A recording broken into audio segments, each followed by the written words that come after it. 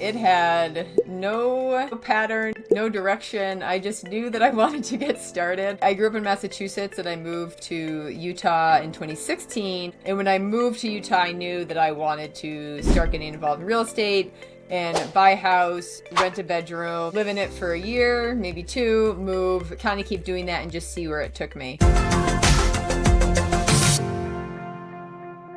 Hey everyone, welcome back to the Freedom Blueprint. I'm Adrienne Green, and today I have with me Lisa Moore.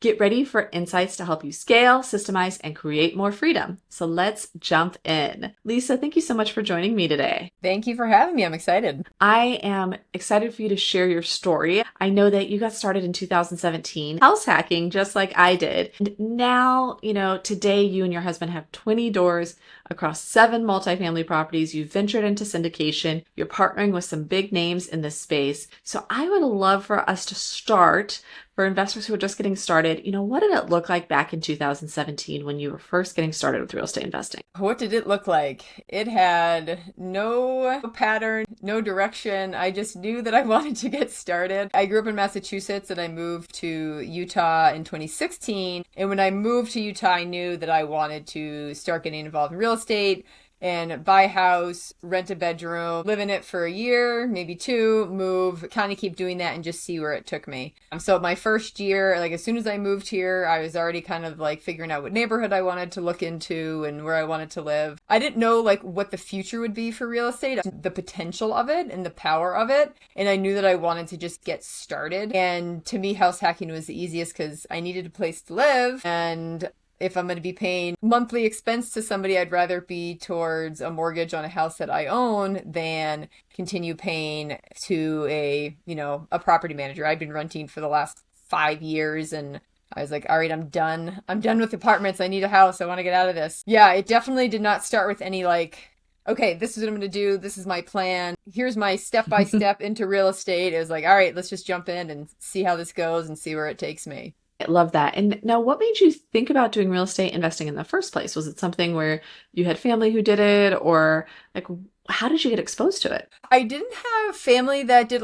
Growing up, we owned the house we lived in, but by no means was real estate talked about as investing or anything like that. My background's financial analysis, so in college and stuff, I was introduced to it there just from different classes. I'm learning just about real estate in different classes, and I took some real estate specific courses. So I had always kind of had in the back of my mind real estate, but I had never jumped in. I had never done anything with it when I was back in Massachusetts. So I knew that I wanted to get involved with it. I didn't know about podcasts or Bigger Pockets or Ken McElroy or Brandon Turner or any of these people that do all this education and podcasts and stuff. So when I started, it was just, I chose house hacking mainly because I wanted to buy a house, but I didn't want to be house poor. My primary focus has always been my lifestyle, having fun, travel. So I didn't want to buy a house and have my expenses go up a ton and not be able to continue doing the things I love. So I looked at it as okay, and I didn't want a full-time roommate because I knew when I had family coming to town, I wasn't going to want to have to deal with that. So for me, renting a bedroom was the perfect solution. And this was back when Airbnb, it had been around for a little bit, but it wasn't the experiences that it is now. It was what it was. It was hey, I have an extra bedroom. You want to stay in it when you're in town? Cool. You didn't have to have all this big fancy stuff like you do now. So I just looked at it as, I want to buy a house, but I want to not have my expenses get more than what I want to cut into my lifestyle. It was a good solution for me to be able to rent, and then I could have it open as much as I wanted. If I had nobody coming to visit, I could rent it as much as I wanted. If I had somebody coming, I could close it off and not have to worry about having any roommates. Now, I love that. And yet, it sounds so great now. Most people, maybe you didn't, most people would have some fear or anxiety getting into that, especially with Airbnb, right? We're going to have a stranger in our living space, right? Even with a long-term rental, when somebody gets started with real estate investing, that's scary. I know when I started house hacking, that was something that, family members would bring up, is it going to be safe? How's it going to be, right? Things like that. What was that experience like for you? It was never a big concern of mine. My mom was was definitely more concerned than I was. But my thought process on it was, on Airbnb, I could choose whether or not somebody, if they were brand new to Airbnb or if they had some history and some ratings. And I also looked at it as like they know that it's a bedroom in a house. So like my concern of somebody using that, like you have to give personal information. You have to do this stuff onto Airbnb. So are they doing full background checks and all this stuff? No, but there is some level of information that they're providing. So to me, I feel like the odds of something happening, of somebody choosing to use Airbnb as a way to go and like prey on people, is probably pretty slim because of like the information that you have to provide. So I wasn't too concerned with it. Overall, I had a great experience. Again, I think it being people knowing that that was just a bedroom within the house. I think people go into it with knowing, okay, like the owner of the house I'm going to be sharing the kitchen with them and sharing the house with them. So everyone I had was just super chill, very fun. I mean, some of the people we had a lot of fun with, they'd end up hanging out with my friends and I and stuff like that. So, because a lot of times it was younger travelers and people our age. So that wasn't a big concern. I could understand people that have kids having a little more concern. Like now we still house hack, but it's our basement and it's a completely separate. We don't have any shared space. So they have a separate entrance. Even our yard is blocked off, so we don't share any of the yard. Wow. So that's another avenue where I think if people were concerned as far as like I have kids or I'm just not comfortable having somebody in my house, this is a single family house, but we added the basement apartment in the basement. So there are ways you can do it where you're not sharing the space. But for me, I was never too concerned. I didn't think that was really an avenue people are going to be like, ooh, let me use Airbnb to go and find a way to harass people. Right. I get that. And it's very rational and it worked out well. And it's the truth that often people's fears are irrational and not realistic and don't come to be. So love how that went. Now, you started with that house hacking. Where did you go from there? What was the next step? Man, once I got that like income coming in and how for renting the bedroom, how easy it was. We have managed Airbnbs outside of what's at our house, and I will never do that again. That's a whole other ball game. But just having that income that, as compared to my W-2 is very passive because I didn't have to do very much. It was very simple. Like I already kept my house clean in my bathroom. So all that I had to worry about was, do they have a towel, washcloth, and a set of sheets for the next guest? So it was very easy when it was just the bedroom. And once I started seeing that, and I ended up making more than like my goal was. Like my goal is like if I can make like $300 to $400 a month, like I'll be happy. And I definitely did that, exceeded that. And I was like, ooh, this is better than I expected it to be. So from there, it was like, what can I do next? And at that point, I had met my now husband. He owned 3 duplexes. He was also house hacking. He was living in his smallest unit and renting out the other side. And so when we met, I was like, this is what I want to do. I want to get, buying more properties. And he hadn't bought in a while. He'd been spending a lot of time adding additions and fixing up the ones that he had. So I was like, all right, like let's start buying some from there. We moved multiple times house hacking because you get better financing. Typically you get a lower interest rate. And a lot of times you're doing a lower down payment. So we moved a few times, we've lived in my first house. We added an apartment in the basement of that one too. We moved into a triplex. We've lived in the duplex. We've lived in the house we live now. We chose to do it that way. That is definitely not for everyone. I can see that being very difficult, especially if you have kids. Although I do know an investor here in Utah where he moves, I think like almost every year and a half, and they've got like 5 kids. And I'm like, I don't know how, like that seems like a lot. But now they're like, we're not going to do that for a while. But it is a lot, but it also got us scaling very quickly because we are moving every year and a half, sometimes even sooner. One of them we moved to, and within a few months, we were already moving out of it. That wasn't the plan, but that's what ended up happening. So the house hacking really allowed us to scale and continue moving and buying houses that we could get the good financing on. I mean, we still have a triplex that has like 3% financing on it that we had to do very little down. Yeah, that just really helped us scale, being willing to do that. And the way I looked at it was, okay, if I can do this with a single family, like let's buy multifamilies, more units in one place. Like that just seemed to make sense to my finance brain. Everything we bought after that, with the exception of where we live, was 2 to 4 unit properties. I mean, we actually just closed in an 18 units. So we now have 38 doors.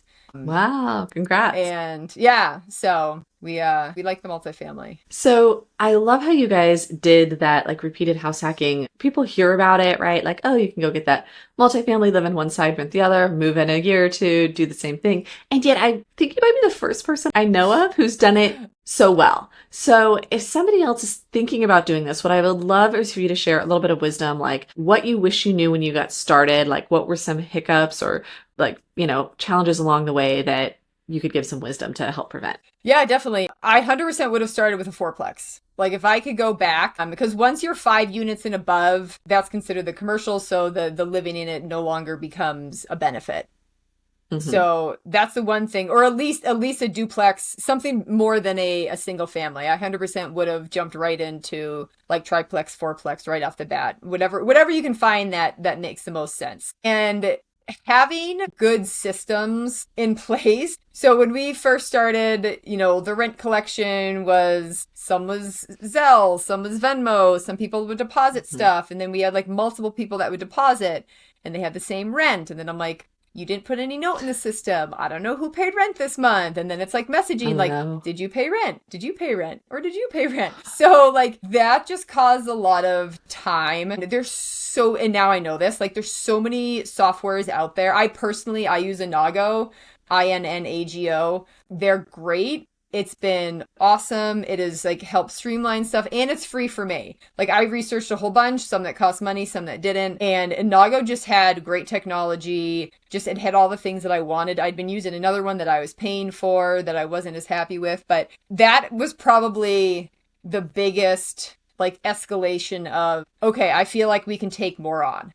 Because a lot of people like may want to keep buying, but if you don't have good systems and you're not organized, it's only going to get exasperated once you take on more units. So like we weren't managing that many at the time, but it was we were spending way more time back then than I do now on 38 units. Just because we have better systems, we have better organization. So I would say like implement some sort of software from the beginning. And a lot of people are like, well, I only have 1 unit. Well, I only have 3 units. I only have 5 units. And I'm always like, first of all, stop with the only. Don't say only. You have 1 unit or 3 or 5, whatever. But sometimes you think that you're not big enough to need something like that. And even with 1 unit, it is beneficial. Just helping keep things through. And especially if you plan to buy and you plan to grow and get more, it just sets you up from the beginning to be more organized and have systems in place. And like I said, there's softwares out there, like Inago is completely free for me. My tenants pay, I think it's like $2 to pay with ACH and that's it. So I think that was probably the biggest turning point for us was getting an automated system and streamlining a lot of things. Awesome. And do you self-manage or do you have a property manager? We do both. So the properties in Utah and Colorado, those ones we self-manage. We had self-managed and then we wanted to hand it off to a property manager because we're like, we want to have more time and blah, blah, blah. It started off really well. Then it didn't go so well after about 6 months. And it got to the point where we were spending more time managing the property manager than we were when we just managed. And our vacancy was up. We were losing money. Like it was definitely probably the most difficult like phase we went through because we're like, and this was like in Utah when literally you never had a gap in rent. Like if somebody was like, I'm moving out April 1st, you had people that were like, what time April 1st can I move in? Like the market was nuts. So we weren't having, like now it can take the normal, it might take a month to fill something. It might be 2 months. Like that's a normal, like healthy market. But back then it was nuts. Like everything was getting rented. So when we were having vacancies for multiple weeks and it was getting to a month, I'm like, something doesn't seem right. Like it shouldn't be taking this long to get stuff filled. And then it ended up being a whole bunch of things that we found out, but we were like, you know what, we're done. So we brought it back in-house, but I hired a VA that I trained on our systems and our stuff to do what we want. That has been awesome. We pay probably about the same as we were paying the property manager as we do our full-time VA. But not only does she do our property management, but she also helps me with my QuickBooks and like any little project I have. So like she's full-time. So we have the bandwidth with her to do other things besides just the property management. But for our property, the 18 unit we just bought in Illinois, we have a property manager there because Utah is a very tenant-friendly state. Utah is a very landlord-friendly state. Illinois is a more tenant-friendly state. I do not want to learn the ins and outs and all the laws that go on in Illinois. I don't want to deal with it. That's not what I want to do. So we have a property manager for there. Now, anytime we hire a property manager, we know it's not going to be run as great as we do. Like, nobody's going to care for it like we do. But you just know that. You build your numbers into that. And we still have to manage the manager and make sure things are going well. You know, we've only been with them now. We just bought it a couple months ago. So we're still getting it stabilized. But, you know, we know that, yes, we'll have to kind of stay on top of it. But it's still far less time as long as they, you know, keep doing well. For us, it was choosing Utah, super landlord friendly. Laws are easy. We live here. Illinois, didn't want to deal with it, didn't want to have all that. So we have a property manager for that 18 unit out there. So we got the mix. Yes, and that's a great example of how you can self-manage and have a property manager. It doesn't have to be one or the other. So great story for that. Now, Lisa, I'm also curious because I know you own in multiple different states and markets. What have you seen in terms of like what can be some regional or local differences that investors should be aware of, maybe if they're only used to their home market? What should they look out for as they start investing in other markets? Ooh, that could be a whole bunch of things. The laws, definitely the first thing. Knowing what the laws are in not just the state, but the county and the city. So depending where you are, so like here in Utah, everything's like where we are in Salt Lake and Ogden. We got a little bit of differences, but overall, it's, as I said, it's very landlord friendly. So it's pretty even throughout. We don't have to deal with like, okay, well, Salt Lake County does this, but Salt Lake City does this, and then Weber County does this, and Ogden does this. Like, it's all pretty similar, so we don't have like those issues where in Illinois, one of the reasons I didn't want to deal with it was like Illinois has their laws, Cook County has their laws, Lansing has their laws. So you've got three different basically governing agencies that are kind of dictating things that you have to do, rules you have to follow. And there can be different programs. Like Utah has something called the Good Landlord Program that if you join it, you get a huge discount on your business license. You do have to follow certain rules. You have to do like a 4-hour training like every 2 years. I've actually enjoyed doing it and having the resource. So like having a contact there to be like, if there's some weird situation, I'm like, hey, like, what's the law with this? And they'll like answer. So it's actually been nice having that kind of resource. Lansing specifically, you know, we have to pay for obviously a business license there, and they have more requirements. Like they can come and inspect at any point in time, which I think technically Ogden can too, but they want to inspect like when a tenant's like before a tenant moves in, when a tenant moves out. So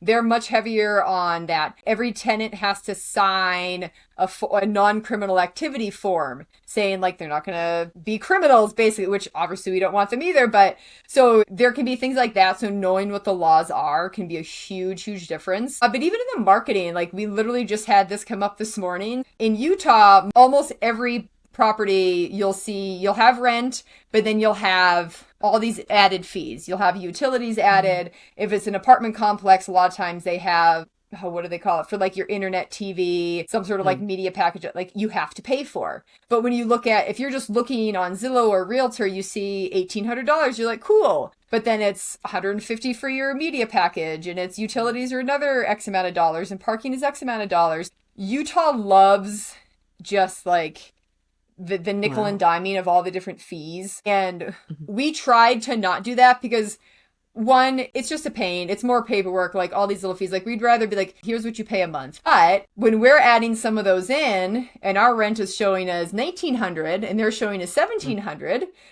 tenants are not looking and realizing, well, this $1,700 also has $400 worth of fees. So in actuality, they're going to be more expensive than us. They're just seeing $1,700 and $1,900. So it sort of forces you, like, you really want to know how people market. And if utilities are included, if they're having these add-ons, because you want to make sure that when you're marketing, what your price shows as is going to be competitive with what they're looking at, because tenants aren't going to sit there and investigate like, okay, does this one have this? They're just scrolling through, seeing the price, like, nope, that one's too expensive. And they're going to skip right by yours if it's more. And in our property in Illinois, we actually we're messaging the property manager. We're like, hey, like, do you guys advertise, like, is rent and utilities always one, or do you guys ever break it out? And they said, funny you asked that. Like, they're just starting to see some properties in Illinois start to break it out. So, like, rents will look lower, but then the fees are added on. So they're like, we're actually, like, right now just finishing up like some SOPs for putting in place something like that we are going to kind of test and pilot and see how it goes. It's not been widespread in this specific area. Whether it is in other parts of Chicago and Illinois, I don't know, but where this specific property is, it's always just been like, and I looked at all the prior leases that from when we took over, none of them, they all had utilities included. So that's something too, just knowing how you market and how the other properties around you are marketing to make sure that you're doing it in the same way. So your prices are going to be competitive. Very good points for both that legal and marketing. Love it. Thank you. Feeling overwhelmed managing your rental portfolio?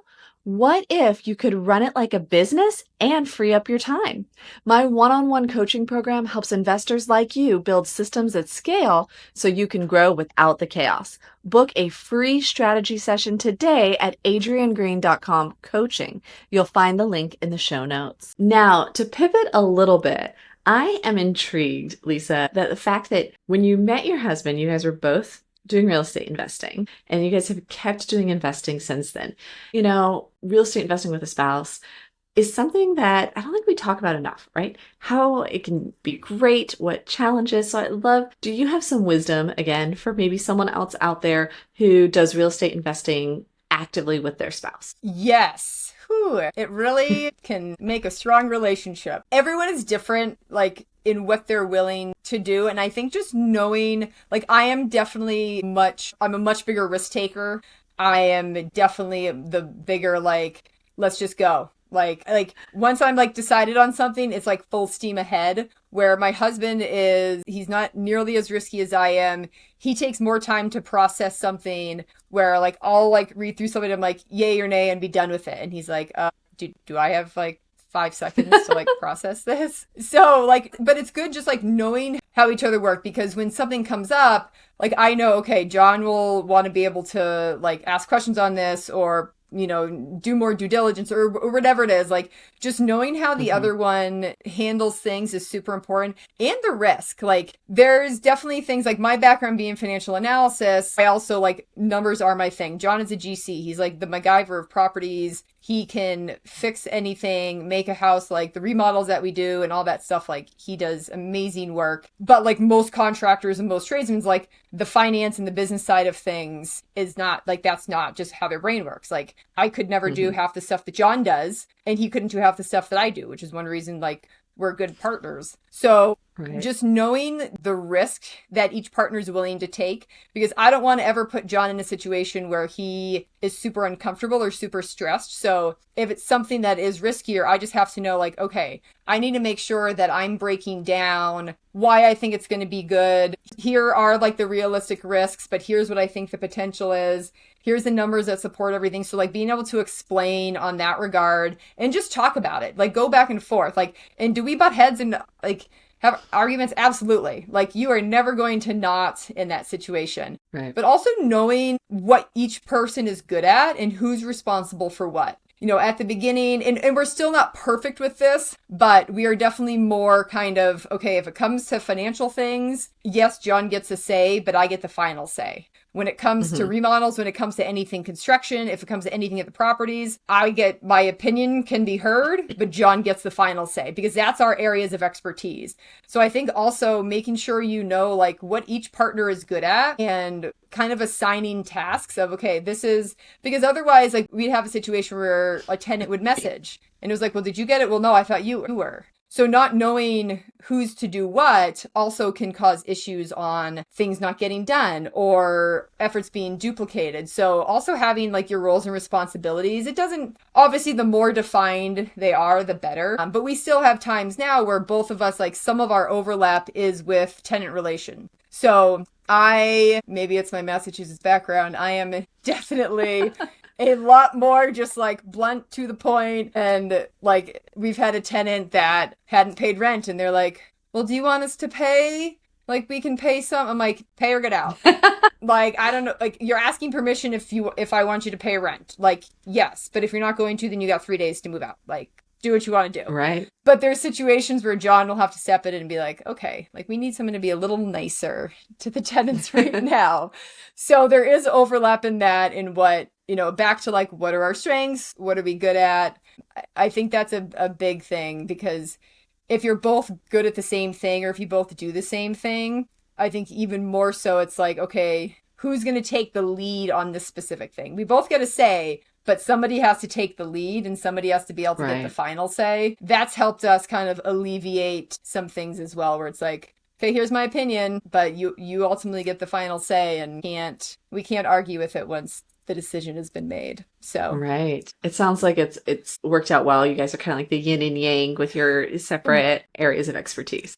yes. Yeah, we definitely complement each other very well. That was an unexpected strategic relationship that we both joined into that ended up being perfect for what we ended up Yeah. doing. So, Take the win when you can, right? yes. Well, so Lisa, you have had such an amazing journey from the original house hacking with the short-term rental all the way through, you and your husband doing it together. Now you're buying an 18-plex. So what does this next phase look like for you, Lisa? What are you conquering next in the world of real estate investing? The other thing that I would say that I didn't realize the importance of when I first got started is relationships and networking. Relationships and networking are absolutely crucial. Like, if you are brand new or just getting started, or even if you are doing billions of dollars of real estate, the relationships and the networking that you do are so important. And we want to continue to grow. And I have recently joined a fund, Rise Capital Investments, that I'm super excited about. I've worked with a few of the people already on other projects and different things. A couple of the people, we run the Utah RIA together, so we've been doing that together for a couple of years. So like, these are people that I've done business with, worked with before, have known for several years. So we're really excited to finally be coming together and doing this fund together.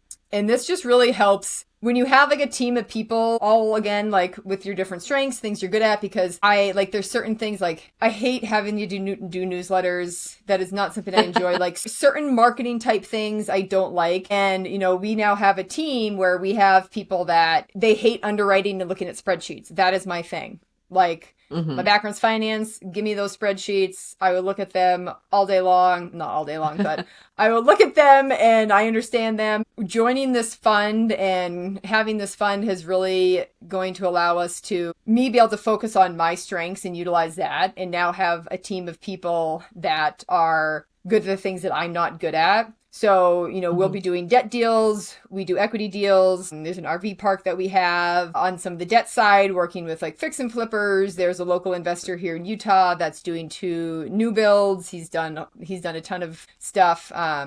So I'm really excited for that to be, working with investors. I really want to get like as many people involved in real estate and investing in real estate, whether that's actively or passively, because I think it's so important. And I think the ability to build wealth through real estate and the tax benefits, the wealth building benefits, there's so many benefits to real estate that I tell everyone about it. I talk to everyone about it. So I just think it's so important. And my generation, I'm 40, and I think in my generation, I'm like, Social Security is not even on my radar. Like, Right. I don't even expect to get it when I'm older, because I don't know if it'll be there. In 401ks, so many people, and I have friends now that are in their early 50s that are like, well, shit, I didn't really think 20, 30 years ago, like, it was just like, put into 401k, put in retirement, retirement, keep in those accounts. Well, you can't touch those until you're 59 and a half or older. So like, I know people now that are in their early 50s that are going, okay, well, technically,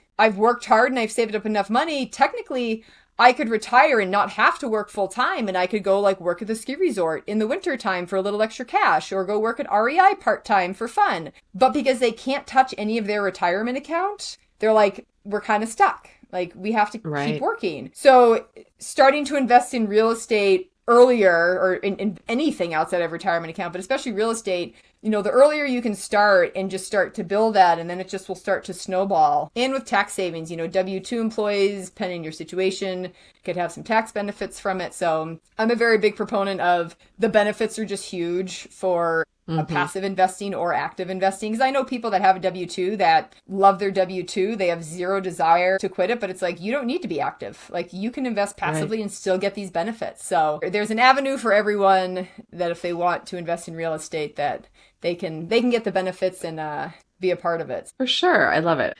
I feel like you and I are speaking the same language. So This has been so much fun, Lisa, and I love everything you've shared. I think there's so much wisdom here. We do have to wrap it up, so I'd like to jump to our closing questions. First, what is a transformational system that you've implemented in your investing business? Ooh, so that's something I mentioned earlier in the property management software. That definitely was, man, when I did that, I was just going, why did I not do this earlier? Property management software, like that definitely the biggest. Yes, I feel you on that.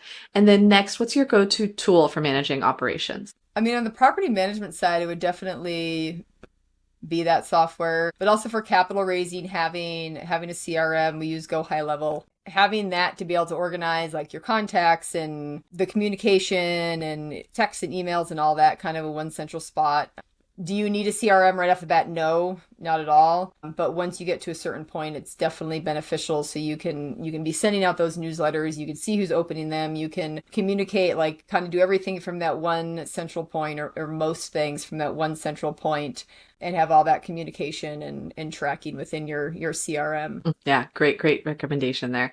And then what is a book that has been transformational in your investing journey? Ooh, there's been a couple. I read a ton. You can see a little bit of my bookshelves. I've got I'm always reading multiple books at a time. I'm going to go back to property management. So there is a couple that Brandon Turner wrote. You can just see little bottoms of them on multifamily investing, but also managing rental properties. That was super helpful. And then Matt Fairclough wrote a book on raising capital that was really good as well. There's a ton that have helped me throughout, like Miracle Morning has definitely helped on implementing small things that kind of have big changes and stuff. So that's probably another one. Writing down that, I write down at night 3 things I accomplished that day and the 3 things I want to accomplish tomorrow. And it kind of ends my night with 3 positive things. So it's like, hey, this is what I got done today. So it's, that positive hit to the brain as I'm winding down for the evening and then already knowing, okay, what am I going to do tomorrow? What do I have to get done? So when I wake up, it's like, okay, here's a few priority things to get completed. So focusing on those big tasks. Love that. Lisa, you have given so much information here. If somebody would like to reach out and follow up, what is the best way for them to contact you? Instagram DM is probably that, and LinkedIn. So Instagram, my handle is More Doors with Lisa. On LinkedIn, you can just find me Lisa Field More. Those are probably the 2 that you can just reach out, contact me. Awesome. Always looking to chat, always looking to talk real estate, any questions you have. So don't hesitate to reach out. We'll have those in the show notes. Thank you so much, Lisa. And that is a wrap on today's episode of the Freedom Blueprint. If you got value from this conversation, do me a favor, subscribe, leave a review, and share it with a fellow investor who could benefit from hearing Lisa's story. Send it over their way. Because remember, it's not just about properties. Like Lisa shared with us today, it's about building a life of freedom. So I look forward to seeing you next time.